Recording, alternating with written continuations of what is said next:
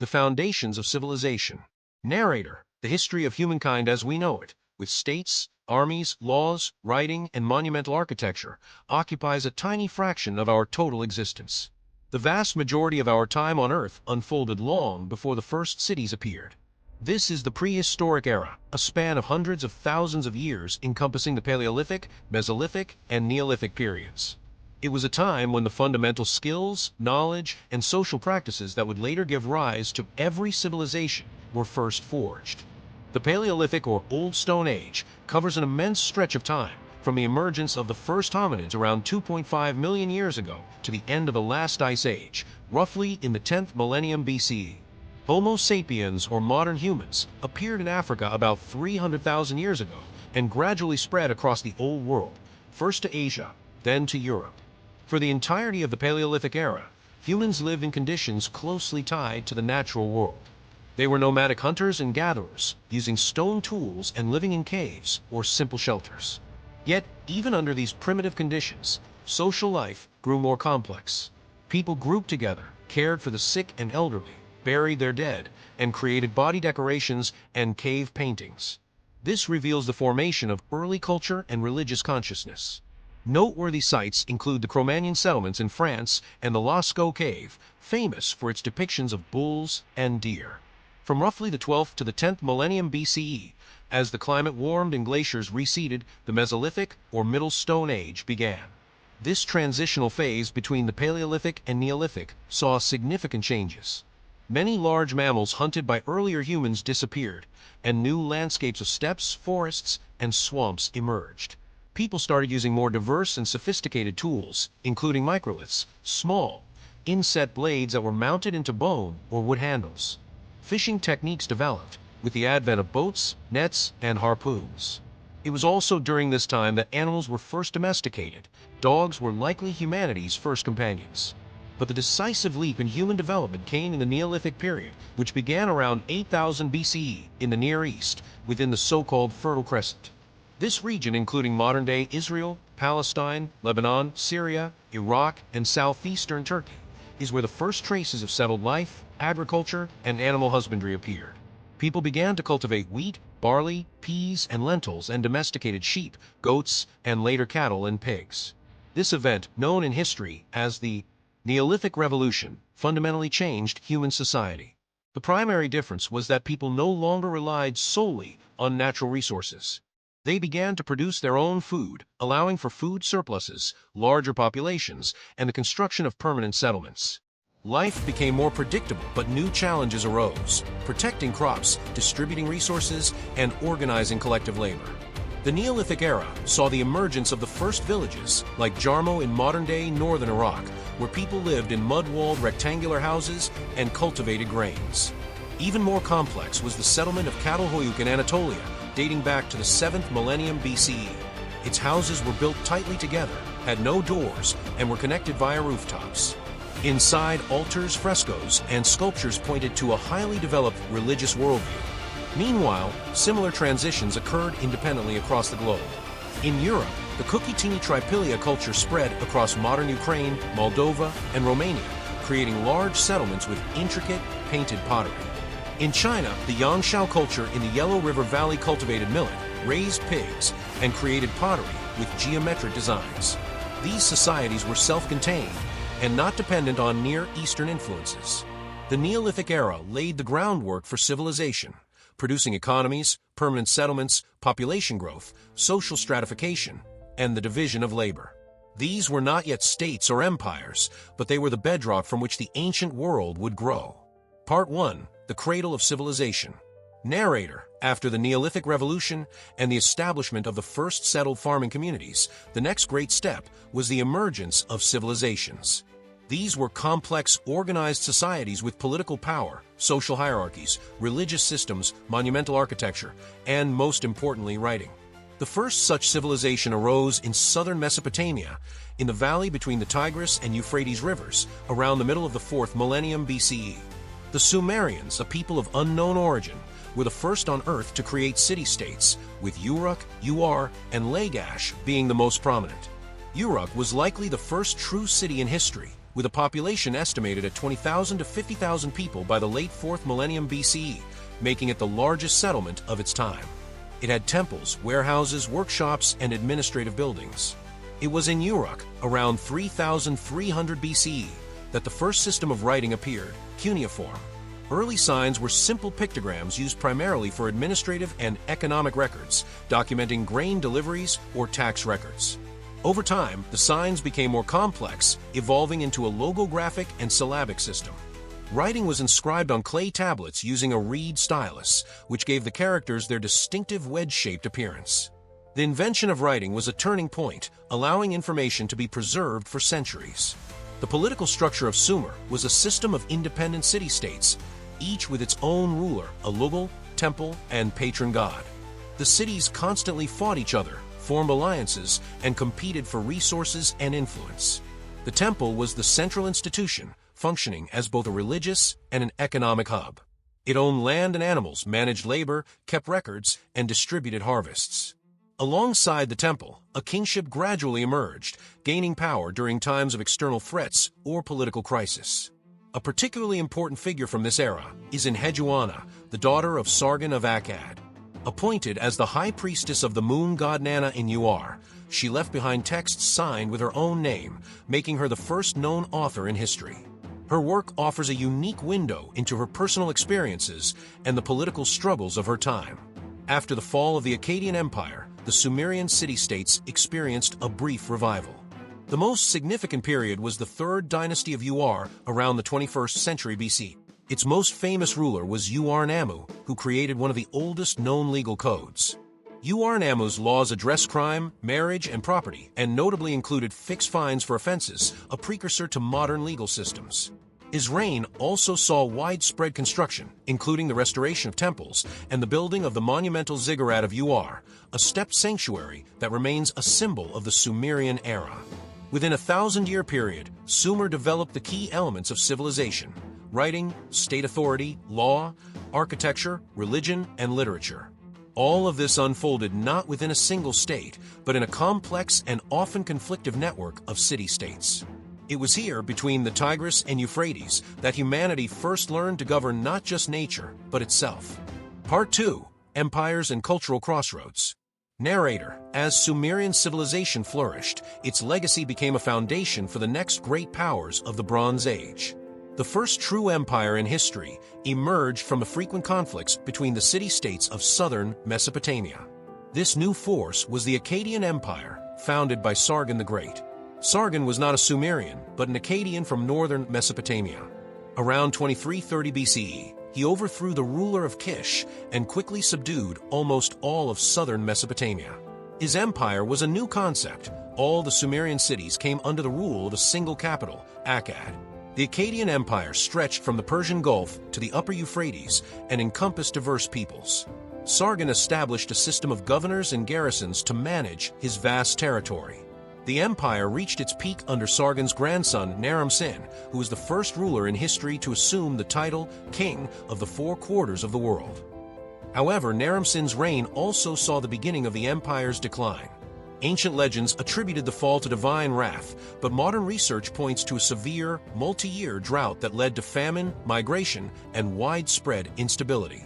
The Akkadian Empire fell around the 22nd century BCE, but its legacy, the idea of a centralized state, universal kingship, and the Akkadian language as a lingua franca, would influence all future states in the region. Meanwhile, along the Nile River, a different kind of civilization was emerging, one that would be equally powerful and long-lasting. Egyptian civilization was entirely dependent on the Nile, whose annual floods deposited fertile silt, making agriculture possible.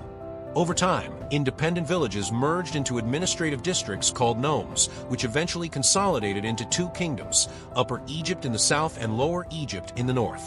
The unification of these two kingdoms, traditionally dated to around 3100 BC, marked the beginning of the early dynastic period and the reign of the first pharaoh, Narmer. The pharaoh was seen not just as a ruler, but as a living god, the embodiment of the divine order called Ma'at. The Old Kingdom, from roughly 2700 to 2200 BCE, was a time of unprecedented centralization and monument building. Pharaoh Djoser from the 3rd dynasty commissioned the first pyramid, a stepped complex designed by the legendary architect Imhotep. This pyramid was a public expression of the pharaoh's divine authority, a tomb rising to the heavens. The 4th dynasty saw the architectural zenith of the Old Kingdom, with pharaohs Khufu, Khafre, and Menkaure building the Great Pyramids of Giza. These colossal projects were only possible due to a rigid, centralized system of control, where the pharaoh was the absolute owner of all land, water, and labor. The Old Kingdom collapsed around the 22nd century BCE due to a combination of internal conflicts, economic issues, and possibly drought. This period of instability was followed by the Middle Kingdom, circa 2040 to 1780 BCE. This was a time of consolidation and internal development, marked by the rise of a professional bureaucracy and a shift in religious thought. The cult of Osiris, the god of death and resurrection, became central, and the idea of an afterlife was democratized, no longer reserved solely for the pharaoh. Simultaneously, far to the east, another great civilization was taking shape along the Indus River. The Indus Valley or Harappan civilization flourished between the 26th and 19th centuries BCE, centered on the cities of Harappa and Mohenjo-daro. These cities were remarkably well planned, with grid streets, sophisticated drainage systems, and uniform fired brick houses. Unlike Mesopotamia or Egypt, we have found no monumental palaces, kingly statues, or triumphant inscriptions. This suggests a culture that prioritized order, infrastructure, and trade over dynastic rule or conquest. Despite its high level of development, the civilization began a gradual decline around the 19th century BCE for reasons that are still unclear, but may include climate change, shifts in river courses, and internal decay. Part 3. The Age of Bronze and Iron. Narrator: as the civilizations of the Near East and Indus Valley ebbed and flowed, a new power was rising in northern Mesopotamia. Assyria, a small city-state centered on the city of Ashur, grew from a trading hub into one of the most powerful and feared empires of the ancient world. In the early 2nd millennium BCE, Assyrian merchants established trading colonies as far away as Anatolia. This commercial success laid the groundwork for their future military and political power. The Assyrians became masters of warfare and organization. Their society was forged in a state of constant conflict, which made military might a central part of their culture. After the Bronze Age collapse, Assyria not only survived but thrived, transforming into a formidable empire. Starting in the 14th century BCE, the Middle Assyrian period saw the state expand and establish a new, more centralized bureaucracy. Rulers like Tukulti-Ninurta I introduced direct rule over conquered territories, creating provinces and appointing governors. The shift to the Neo-Assyrian Empire began in the 9th century BCE. Under a series of aggressive rulers, including Ashurbanipal, Assyria conquered vast territories from the Zagros Mountains to the Persian Gulf and from the Caucasus to the Mediterranean. They implemented a policy of mass deportations to prevent revolts and integrate conquered peoples into their administrative system. The capital, Nineveh, became a magnificent city, decorated with reliefs celebrating the empire's military triumphs. Ashurbanipal's reign also saw the creation of the famous library at Nineveh, which preserved tens of thousands of clay tablets containing invaluable knowledge about the history, law, and literature of ancient Mesopotamia. Despite its military might, the Neo-Assyrian Empire collapsed rapidly in the late 7th century BCE, weakened by internal strife and a coalition of enemies. In 612 BCE, Nineveh was captured and destroyed. Out of its ruins, the Neo-Babylonian Empire emerged, led by the Chaldean king Nabopolassar. The new empire reached its peak under his son, Nebuchadnezzar II, who crushed the Egyptians and consolidated control over Syria and Palestine. Nebuchadnezzar's reign is most infamous for the destruction of Jerusalem and the deportation of thousands of Jews to Babylon, an event known in Jewish history as the Babylonian captivity. He also transformed Babylon into a splendid city, with massive walls, the famous Ishtar Gate, and possibly the legendary Hanging Gardens of Semiramis. The Neo-Babylonian Empire was short-lived, however, and it fell to a new, rising power from the east, the Persian Achaemenid Empire. In 539 BCE, the Persian king Cyrus the Great captured Babylon. Cyrus's approach to governance was revolutionary. He respected local traditions and religions and even allowed the deported Jews to return to their homeland and rebuild their temple. This policy of religious and ethnic tolerance became a hallmark of the Persian Empire, which, under Darius the Great, was organized into a system of satrapies or administrative provinces. The empire was unified by a vast network of roads, including the Royal Road, which connected its eastern and western territories. The Achaemenid Empire was unprecedented in its size, diversity, and its ability to govern a multi-ethnic realm. Part 4. The Mediterranean World and Hellenistic Legacy. Narrator. While great empires rose and fell in the Near East, a different kind of civilization was emerging in the Aegean Sea. The Minoan culture, centered on the island of Crete, flourished between the 16th and 15th centuries BCE. The Minoans were a maritime people, building monumental palace complexes and engaging in extensive trade across the eastern Mediterranean. They left behind no traces of large-scale warfare, and their palaces lacked defensive walls, suggesting a peaceful, seafaring civilization. Their culture was centered on bull rituals and a powerful goddess figure. Around the 15th century BCE, a sudden disaster, possibly the massive eruption of the Thera volcano, severely damaged Minoan civilization. This event coincided with the rise of a new, more militaristic culture on mainland Greece, the Mycenaean civilization. The Mycenaeans built heavily fortified palaces and citadels using a cyclopean style of massive stone blocks. They adapted the Minoan writing system into Linear B, which was an early form of Greek and was used primarily for administrative and economic records. The Mycenaeans were a warrior society, and their influence spread across the Aegean, possibly inspiring the legends of the Trojan War. Around 1200 BCE, the entire system of Bronze Age civilizations in the eastern Mediterranean collapsed in a dramatic and synchronized event. Palace centers across Greece, Anatolia, and the Levant were destroyed, international trade routes vanished, and writing systems disappeared. This crisis, driven by a combination of internal strife, resource depletion, and possibly climate change, was exacerbated by the arrival of the Sea Peoples, a mysterious group of migrating raiders who wreaked havoc across the region. While Egypt under Ramesses III managed to repel their attacks, it lost its influence abroad. The collapse ushered in a dark age, a period of cultural simplification and decentralization. Yet out of this turmoil, the Iron Age began, marked by a gradual shift from bronze to a more readily available and powerful metal, iron. From the ruins of the Bronze Age, new powers emerged. The Assyrian Empire regained its strength, while the Phoenicians, a people of independent city-states like Tyre and Sidon, became master traders and colonizers. Their most significant legacy was a phonetic alphabet of 22 consonants, which served as the basis for the Greek and Latin alphabets. The Phoenicians also founded colonies across the Mediterranean, including the powerful city of Carthage in North Africa. In the land of Canaan, the early Israelite kingdoms of Saul, David, and Solomon consolidated, establishing a monarchy and a central religious hub in Jerusalem. The ancient world was irrevocably changed by the rise of a single individual, Alexander the Great. In just over a decade, Alexander's army conquered the Achaemenid Persian Empire, extending his control from Greece to India and ushering in the Hellenistic Age. After his death in 323 BC, his empire was divided among his generals, or diadochi, leading to the creation of new Hellenistic kingdoms, such as the Seleucid Empire and Ptolemaic Egypt. This era was characterized by an intense cultural fusion, with Greek language, art, and philosophy spreading throughout the East. The end of an era. Narrator. As the Hellenistic kingdoms in Carthage exhausted themselves in conflict, a new power was ascendant, the Roman Republic. Through a series of brilliant military campaigns and shrewd political maneuvering, Rome conquered the Mediterranean world. By the end of the 1st century BCE, Rome had become the sole superpower, and after a period of civil wars, a new era began under Augustus. Augustus consolidated power, creating a system of governance known as the Principate, a hybrid of republican institutions and de facto monarchy. Under his successors, the Roman Empire reached its territorial peak, controlling a vast multi-ethnic realm unified by Roman law, infrastructure, and a common citizenship. However, by the 3rd century CE, the empire was showing signs of decay. It was plagued by internal conflicts, economic crises, and a wave of invasions from Germanic tribes.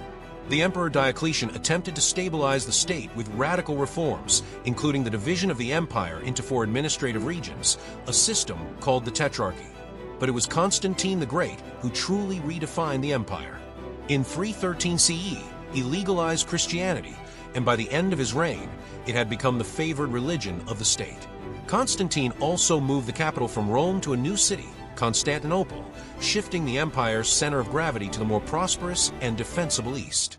The final act of the ancient world played out in the west. Beginning in the late 4th century CE, a mass migration known as the Great Migration of Peoples led to a cascade of invasions by Germanic tribes like the Goths and Vandals. In 410 CE, the Visigoths sacked Rome for the first time in 800 years. The Western Roman Empire, weakened by internal strife and constant warfare, slowly disintegrated. Its emperors became puppets of barbarian generals.